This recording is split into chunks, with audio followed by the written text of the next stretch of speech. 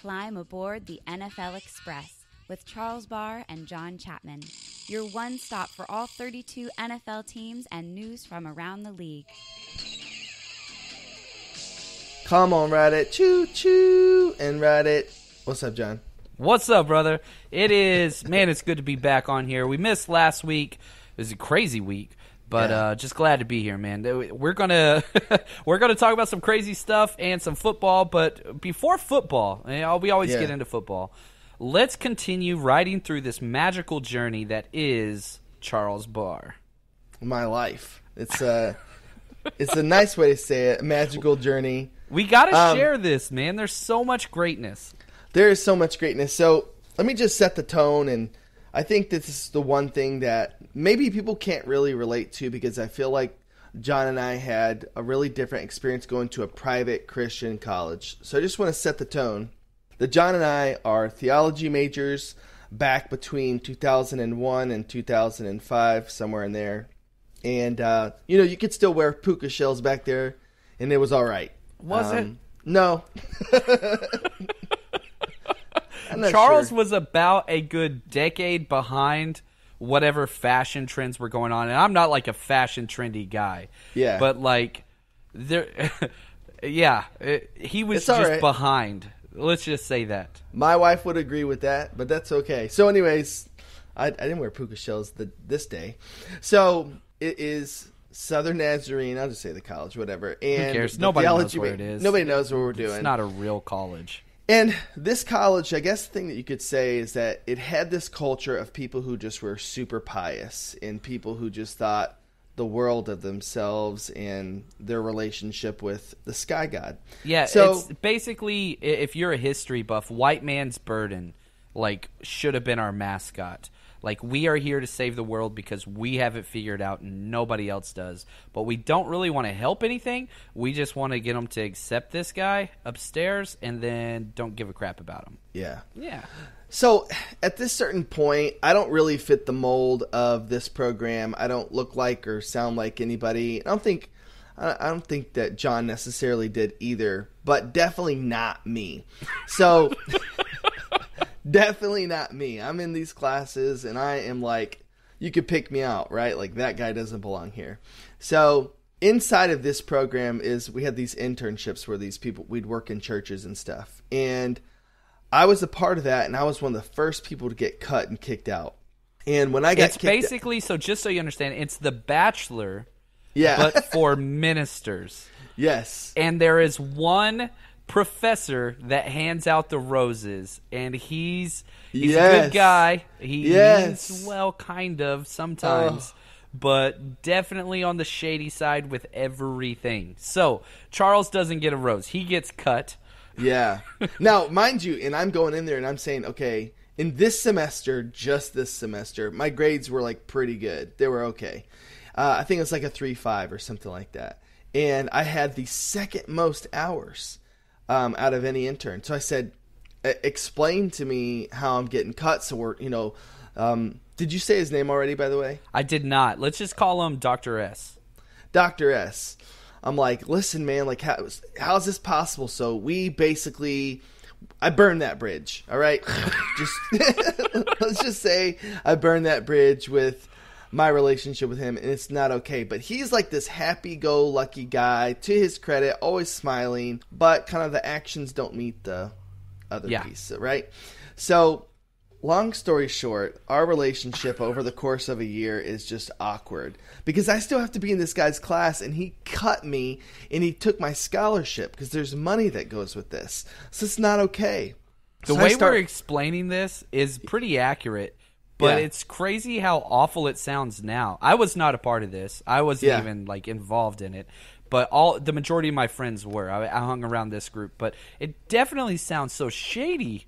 Yeah, for sure. So a year goes by, and that's where this story, the story we're about to tell, starts. And I had started to form other relationships with other professors besides him. Because what happens is all the freshmen just kiss his butt because they want to have a scholarship so bad. Right? So he becomes the most popular professor on campus, and he's a cool guy, so I don't want to take anything from him, kind of. Anyways, but he's not even the head of the department. The head of the department is, we're going to call him Papa C. Papa C. Because that's what I literally called him. So just picture Moses, but older. Yeah. So we had to take this class called Nazarene Polity, which was essentially learning about the politics of the Nazarene Church, which is this offshoot denomination of, like, who cares? Yes. So, and then you have to do a play with it, and it's just the cheesiest thing ever. So, me being me, I'm pretty much a shitty person for the duration of the semester, shitting on every single activity we could possibly do. But Dr. S being who he is, he played along, it was fine. It gets to the end of the semester, and he's like, guys, you know what? I'd really like to take you guys to breakfast. And I'm hungry, so I'm like, this is great. So we all mosey on over. The whole class, we go over to where our cafeteria is, and he pays for everybody to eat. Then he starts passing out his professor evaluation sheet. All right. So he's passing out his professor evaluation sheet to everybody after he just paid for their breakfast. All right, Dr. S, you're not looking too great right now in this story, but it gets better. So, I don't care. Pay for my breakfast. Dude, you took my scholarship. I don't really care. I'm going to give you the evaluation I think you deserve. And let me be honest here. I probably went under what I should have gone, because you're supposed to give 5s and 4s. So, I think that I'm covering up my piece of paper as I'm filling out my evaluation. But the thing is, I'm not. And the other part is about me is that I'm not really being socially aware of who's around me. And where's Dr. S? I didn't think that thought. I should have.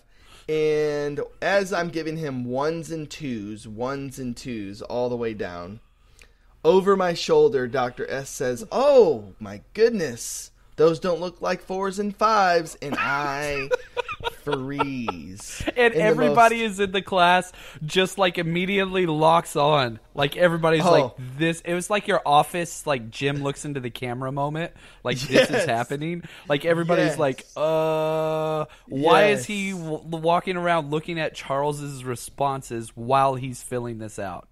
Yes. Okay. And I'm sitting next to dear friend BJ, and dude, he's like, his eyes, and just the biggest I've ever seen his eyes. He's like, oh my God. So I am so shocked. And so the first thing that I do as soon as I get a chance after I turn in my thing, and I do turn it in, is I freaking run to Papa C, the head of the department, and I tell him what happens. And I'm like, Papa C, listen, this is what happened. And I tell him everything. And he's like, are you kidding me? Because that's how he talked. Imagine Moses. Yeah, like but that's older. who this guy is, Papa C. But older. And with cool porn glasses. And so he basically brings in Dr. S, and we have to have this awkward meeting. And it was just like I couldn't even believe that I could withstand it without passing out, because it was just so tense. And basically Papa C berated Dr. S in front of me, which was, I don't know. I felt really good in that moment, and I felt like I finally won against him. So that's a story of injustice. I don't know. It's just pretty hilarious that well, it's a just professor. Like if you're going to do an evaluation, it has to be anonymous, and you've got to like step out of the way. It's he just what you paid have for to breakfast, and then he spied on my scores. That's wrong. Don't do that. Don't do that. All right, enough of that. It seems like such an alternate universe. It really does. It just seems like so long ago, and like how weird that everything that happened then seems normal, or seemed normal then. I don't know. You ready for some football, John? Man, I am ready for some football. Let's do this. Let's go through the slate, man, and just allow things to shape up. So we got a lot of stuff to cover, but let's jump in, man. Let's jump in. So we got right now the Green Bay Seahawks game is a barn burner. Doug Baldwin's finally come to play. I don't see any. I think that potentially that there was either an injury or the rookie wide receiver I always have trouble with his last name. What's his name? Valdes-Scantling. I don't think he played or he got injured because he's got 0 right now. Yeah, but, he's been out there. He got targeted a couple times, but yeah, nothing's happened. All the rookie wide receivers are basically trash for the Packers. Lots of penalties, lots of bad routes. Aaron Rodgers has just been yelling at them. We'll see what happens. We'll see. But Equanimeous St. Brown, ESB, he just made a huge catch, and he looks like he's kind of the go-to guy. But Scantling's still out there. He's out there right now. So, yeah, I think that this is a game that has some implication for Green Bay. I mean, Green Bay's got to keep winning to have a shot. I probably think that they're the odd man out in their division. So right now, yeah, they're not. Neither one of these two teams are in the playoffs if it was right now. As of now, the Packers are the 7 seed, and the Seahawks would be the 9 seed. So they're both outside looking in. Let's talk about 2 other teams that are on the outside looking in, but maybe not for long. We'll see. Cowboys at Atlanta. Atlanta gets back a linebacker who's pretty significant to them, Deion Jones, this week at home. Break this game down. Man, this is going to be a fun game because Atlanta, they are just a high-shooting offense with a horrible defense. So what's going to happen here? Because what Dallas does is they slow down the game no matter who they play, and they run the ball, they milk the clock, and just slow it down. So it's really 2 competing styles of offense and defensive philosophies going against each other. It's old school versus new school, you could say. So Dallas is looking good, I get that, but I'm going Atlanta here. I don't think Dallas is the type of team that can win on the road against good quarterback play. I don't think that they are there yet. And like you said, Atlanta, they get back. They're kind of one of their best defensive players in the middle. I think Atlanta just going to put up too many points for Dallas to keep up. Now, I will say, last week against the Eagles, that Dallas's defense, a certain rookie linebacker, he looks like he's going to be a big-time player. And no, it's not the kid from Notre Dame, Vander Esch. Leighton Vander Esch from Boise State. That kid. My God. He's going to be turning it good. on, man. He is really turning it on. And so, whenever I did my whole, redraft, whatever, Leighton Vander Esch had a rough first couple of games, but he has turned it on. According to Pro Football Focus, he is the 7th rated linebacker in the entire NFL, just behind Luke Kuechly. Wow. He's balling out, man. So I love seeing it. Hope I continue to see it. I love rooting for rookies. He was the one with the health concerns, and a lot of teams took him off of his board because of the neck issues. But Jerry Jones, he doesn't know how to read, so he said, let's just go with it, and it worked out. So you got to give props to Jerry Jones. He's easy to make fun of. I will do it at every chance I can. But as GM, it seems like they got this pick right. I hear that he's kind of in the conversation for Defensive Player of the Year, but I got to tell you, or for Rookie Defensive Player of the Year. But I got to tell you, I'm more of a Roquan Smith guy, to be perfectly honest. I've been loving the way this guy's been balling out, and that's our next game. Vikings at the Bears. What a fun game this could be. I see more potentially of a defensive struggle, but the really one deciding factor for Chicago is this. It's pretty simple. And I can be objective because it's not my team. And sometimes when it's your team, you got blinders on. But when the Bears throw deep, that changes their offense. When Mitch Trubisky bombs it out and throws it down the field, I see a completely different Chicago team. When they coach small, when they play call small, when they check down, they are a below 500 team. So please don't. I feel like a lot of people are really hyping up the Bears right now. Number one, I think they're still a year off from being like a real contender. Can they give some of these elite teams trouble? For sure, because they got Mac and he's a game changer. But right now, Mitch still doesn't show me the consistency that I want game in and game out. He's kind of put it together a little bit here. This is a big test. What do you think? It's a huge test, and I love the fact that Minnesota seems like they're finally getting healthy. Stephon Diggs, he is back. Dalvin Cook, he is back.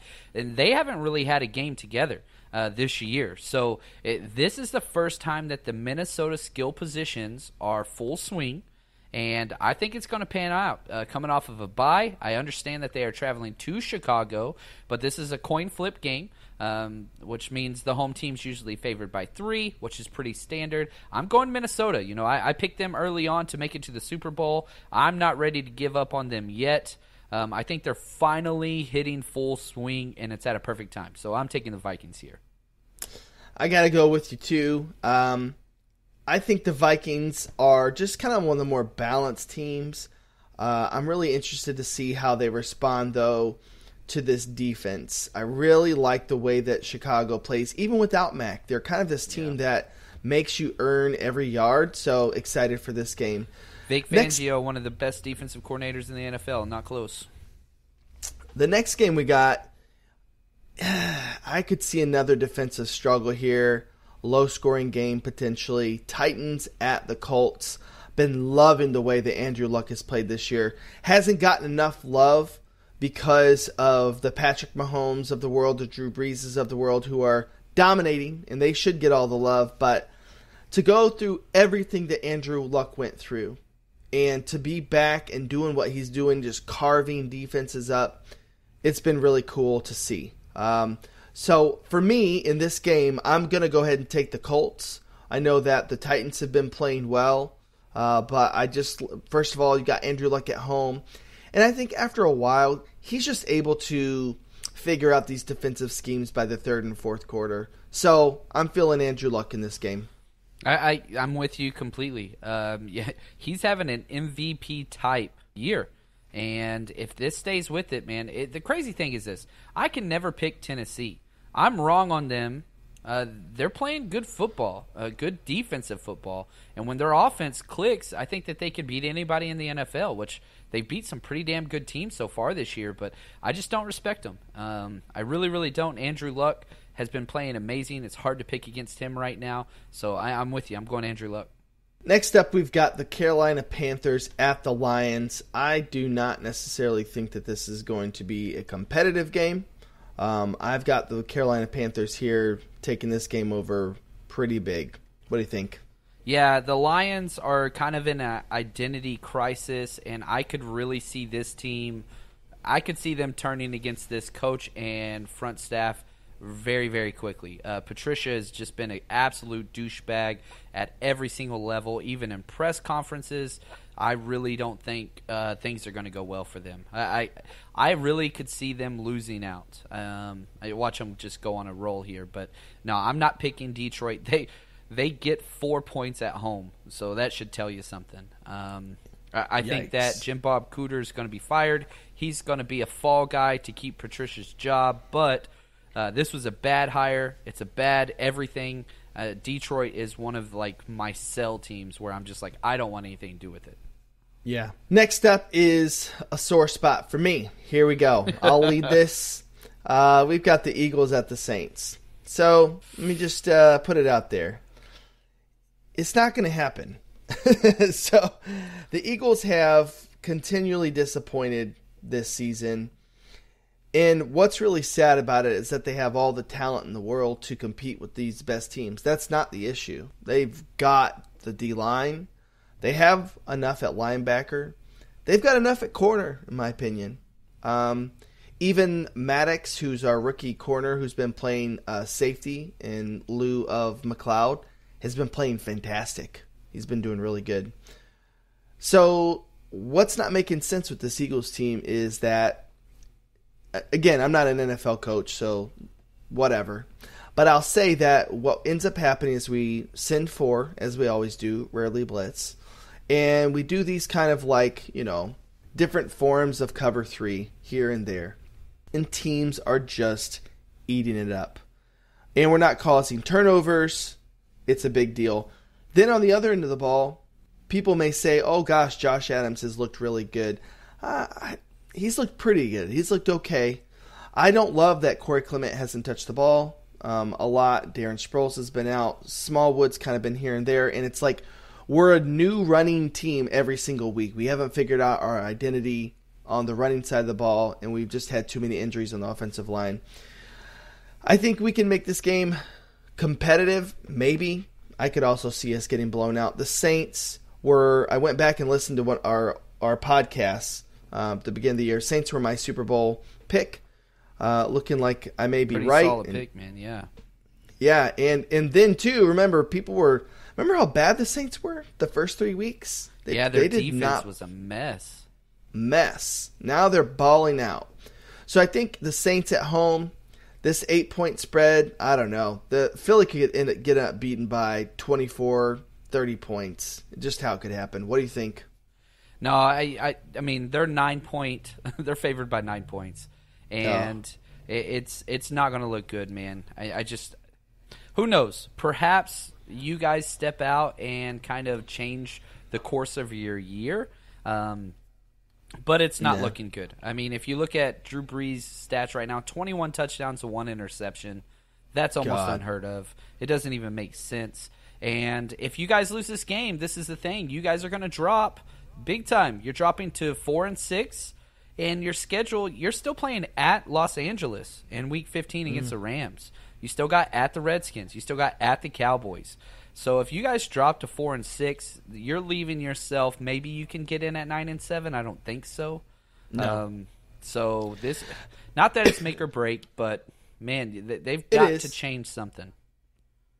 It is. It's make or break. Listen, it's make or break, which is why we needed to win the Dallas game and lose this game. That would have been perfectly fine. But I'll tell you something, the Rams really don't scare me as much as the Saints do. So I think that should tell you something. I mean, anytime that a fan, when you're looking at other enemies, quote unquote, and you're like, I think that the Eagles could beat the Rams. I do. Yes. I don't think that they could beat the Saints. The Saints are at every level scary. Yeah. So Michael Thomas is, to me, the premier wide receiver of the NFL right now. Kamara is right up there in terms of a top running back, top 3 or 4 guy. He's not number 1 because for me it's Kareem Hunt or Todd Gurley. Sorry, then Hunt. I think those two are in Melvin Gordon are kind of like in a league of their own right now. And so it's cool, man. You're starting to see what the playoffs are shaping up to be. We got a really cool game later on that we're going to talk about that is going to be another highlight. Gosh, almost like a mini Super Bowl potentially. We'll see. But next up, how about not a Super Bowl? The Bucks at the Giants. Good. Yeah, let's don't spend a lot of time on this one besides the draft implications. Both of these teams, one, they're just terrible. We'll be picking in the top 10 next year. The Giants currently are 3rd on the NFL draft if we were drafting today. There's not much to see here. This sounds bad. I'm kind of hoping the Giants lose and then move on from this Eli period. I want to see what, Kyle Lauletta can do before we go into the offseason. Like, you spent this pick on him. I get that he almost ran over a cop. I don't know the full story with that. But there was no punishment by the league or the team on that. But you got to see what these guys got. This year is pretty much over. I like Eli, but we got to move on. So I don't really care about this game. I'm picking the Bucks just because I don't have much faith in the Giants, man. I just really don't. I'm not even going to say a word about it. All right. Bengals at the Ravens. Are we going to get to see Lamar Jackson this week? Yes, but he will not be starting. I really do think it's going to be RG3's. It's going to be his show, and they're going to sprinkle in a lot of Lamar Jackson, the stuff that we've been seeing. I wouldn't even be surprised if they alternate series until somebody catches on. But it's going to be weird. And if it's not successful, and here's why. If they play Lamar Jackson and Lamar Jackson does not play well, this coaching staff is fired. So if they keep RG3 out there and keep, Lamar Jackson on the shelves, Harbaugh basically can say, hey, this is in our back pocket. So there's so much more riding on this game than the actual game itself. Lots of jobs are at the stake, and so you got to kind of weigh that in there. But the funny thing is, the Ravens are not out of the playoffs. They're 4-5. They're in the 9 seed. But, we'll see. We'll see what can happen here. We'll see. That defense can change a game. And I'm picking Baltimore to win this one, by the way. Yeah. I do not believe in Cincinnati's defense. They fired their coordinator for a reason. A.J. Green runs this team, and that offense, which has been insane, is not the same without him, as we saw. I'm going Baltimore here. Talking about a team, too, that has stuck with their quarterback for a long time, do you think it's time for the Bengals to move on from Andy Dalton, or is he still playing okay enough? Yeah, you're exactly correct. He is okay enough. 18 touchdowns to 10 interceptions. His ratio's okay. He's throwing the ball way too much time. He's already got 312 attempts. That's way too much. But he's never going to win you games. And if you don't have A.J. Green in there, this offense does not work, period. I'm not picking them as long as he's not suiting up. So this next game is actually kind of thrilling for people who are in the NFC East. You got the Texans at the Redskins. And I'll tell you, I'm not a believer in the Eagles this year. I'm not a believer in Dallas this year. I'm not a believer in the Redskins this year either. And absolutely not the Giants. So nobody right now is a real contender to take the Super Bowl home. Let's be honest, folks. Yeah. So I say that because I don't want to seem like I'm just favoring the Eagles. No, they're playing like garbage, and they've shown me nothing. The Redskins are fakers. All right, in terms of being contenders. They're not. Yeah, I mean, their run defense can be okay at times when they're all healthy. They're a team that lacks overall depth. So when they lose one guy in particular, it's not the same team. So that's what the Redskins are to me, and I see a Texans team that is surging. They're starting to come on a little bit more. That's an understatement, man. 6 straight wins. 6 straight wins. And coming off a bye week. Coming off a bye week, which can be a curse. But DT with another week to figure out this system. And with Kiki might be back too. Like this, it's crazy. They're also bringing off the pup, Deontay Foreman, who I don't think he's going to be playing these next 2 weeks. He's got 3 weeks to practice before they have to activate him or shut him down for the year. But, they are surging everywhere. They've had lots of injuries on the defensive side as well. They had this bye week. I would not pick – there might be 3 teams that I would pick over Houston right now. And Washington sure as hell ain't one of them. I've got the Texans winning this at the Redskins' house. Now, the Redskins, I think, will play them tight, so I don't think it's going to be a blowout or anything like that. But I don't know why that I'm favoring DT in this game over Hop, but I just kind of feel like he wants to make a statement ever since the trade. So we got the Texans. Moving on to, again, sort of a forgettable game here, but except for I love Josh Rosen, so I want to see how he develops. But we got the Raiders at the Cardinals. The Raiders are the most embarrassing franchise in all of sports, anywhere and everywhere. You just can't find a more embarrassing situation. Apparently, everyone's heard this story, but it's just hilarious to me that somebody heard a vet say as they were leaving the locker room, "I got to get the fuck up out of here." Amazing. That is so cool. It got bad. There were rumors that Jordy was going to retire, and now he's injured. And so, there's just a lot of what is happening here. And these are 2 bottom-of-the-barrel teams. Oakland's picking first right now if the draft was today. Cardinals 4th. And it's the lowest. It's got a 40-point over-under by Vegas. This is going to suck. And usually if it's a low-scoring game and great defense, you're like, oh, this is awesome. It's not going to be that. Okay, the Cardinals play good defense, but Oakland does not. This game is going to suck. I'm picking Arizona. I don't care who Oakland plays. I would not pick them against anybody. So right. I don't think they'll win again. Unfortunately, next up, I want Nick Bosa to go to the Niners. They just got to lose 1, but it's not going to happen. Next up, we have the Denver Broncos at the potential Super Ball Chargers. We'll see. I mean, that's they're bold. Playing what? Dude, they're 7-2. People don't understand.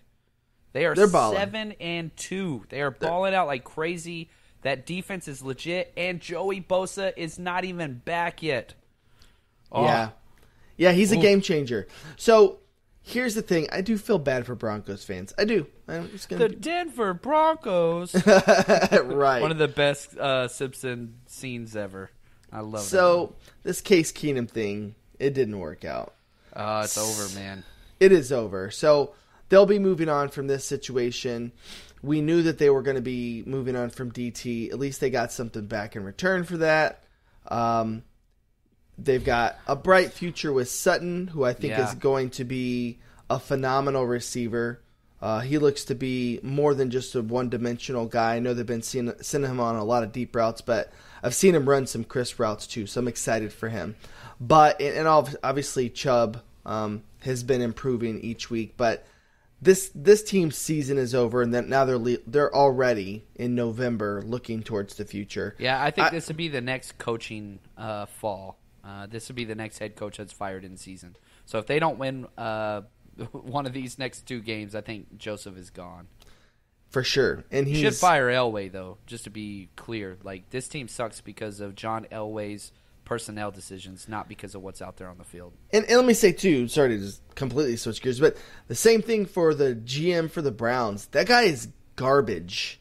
He's hot garbage. Yeah, not the biggest fan. Yeah, dude. He passed in Carson Wentz. Anyways, so thank you, sir.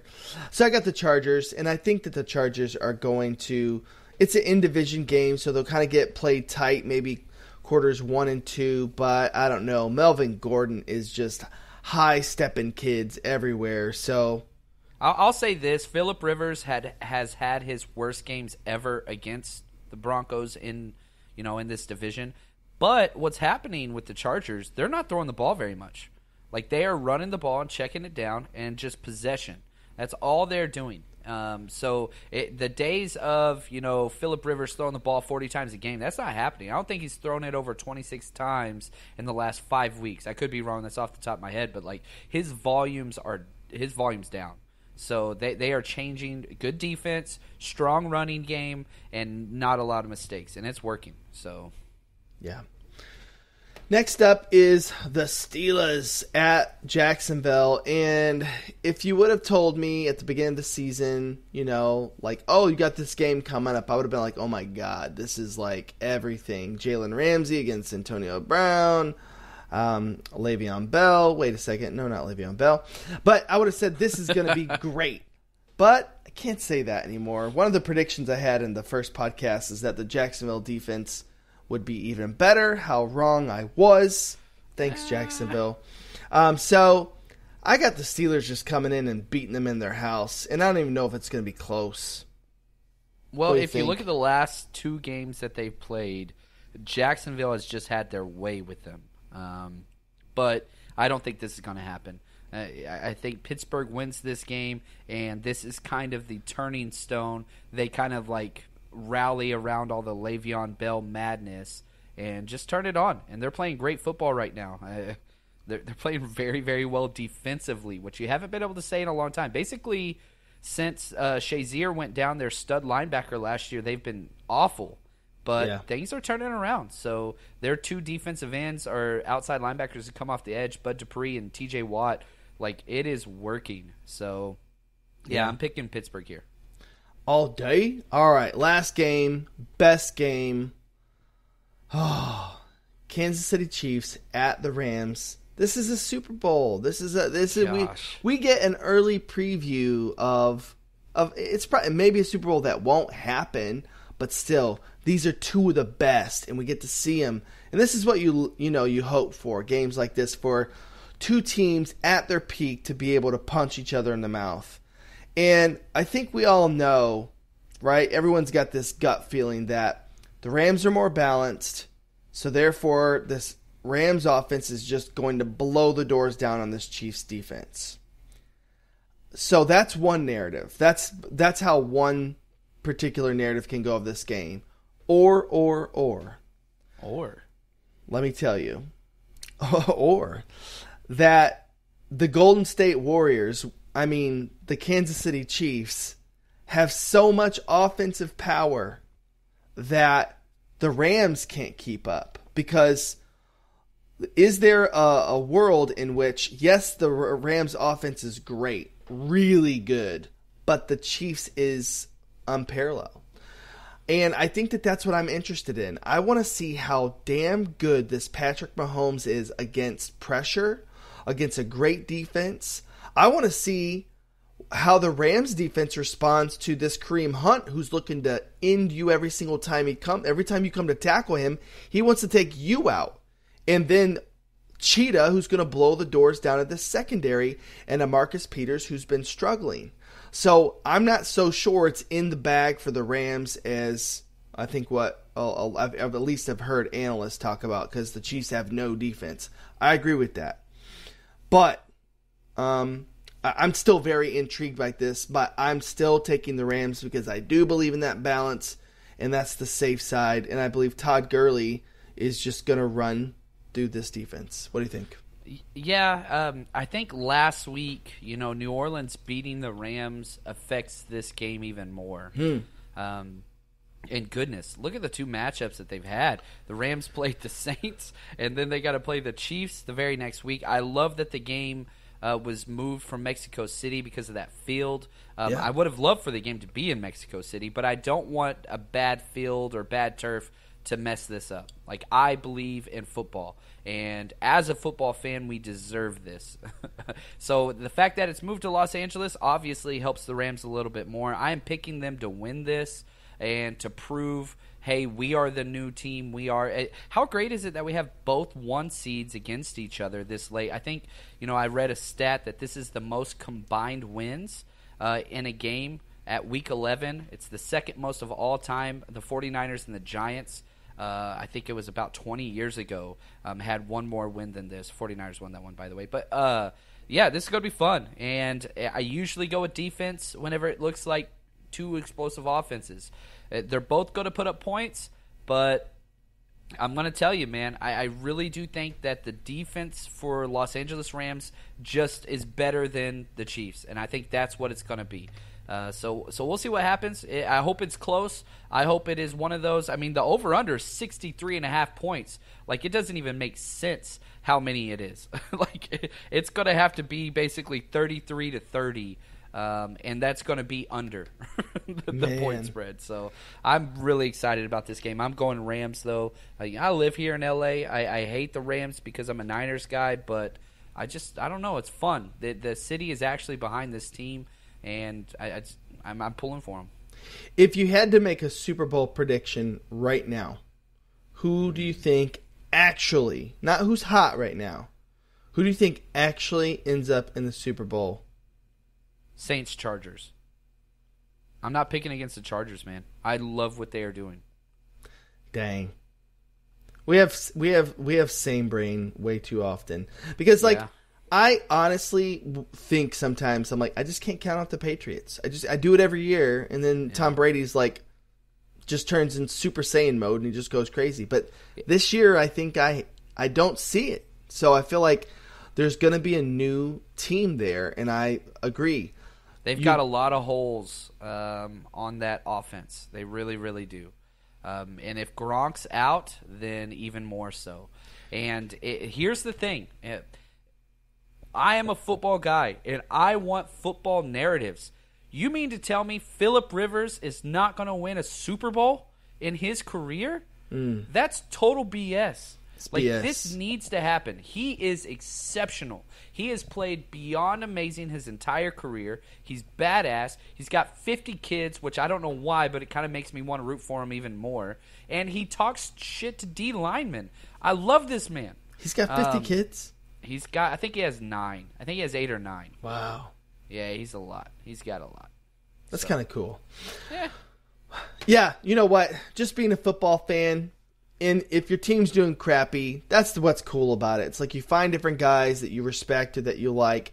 And it's like, dude, if the Eagles are gonna blow it this year, I gotta be a Phillip Rivers supporter. So I'm pulling for this Chargers Saints Super Bowl. Unfortunately for Phillip Rivers, if they meet the Saints in the Super Bowl, that ain't gonna be nice.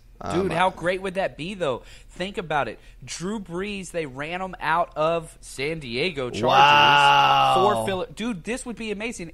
Now, one of them will continue to play after this, but that would just be amazing. That would be such a cool story. And they're good friends. Like, they're close. It's not like they're enemies. But that would just be cool, man. Just from a football, like, that would be cool. Dude. Okay. I've got a new thing to root for in my life. There we go. go. It's that. All right. Well, we're signing off the NFL Express. Hold on. That and anonymous teacher evaluations. That's what I'm rooting for. Yes. There you go. All right. We're signing off. NFL Express. Choo choo.